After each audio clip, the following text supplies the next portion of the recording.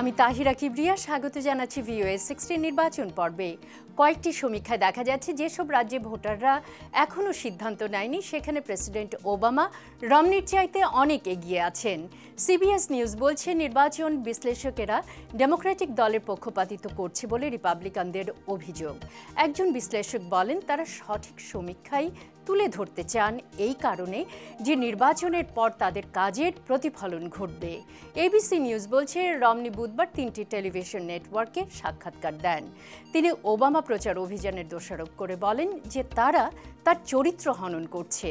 ওদিকে new York Times বলছে Romney আমেরিকার জনগণের প্রতি যে যত্নবান সে আশ্বাস দেওয়ার চেষ্টা করছেন। একটি বিজ্ঞাপনে তুলে ধরা হয়েছে রমনি মধ্যবিত্ত এবং নিম্ন মধ্যবিত্ত সকলের জন্য কাজ করছেন।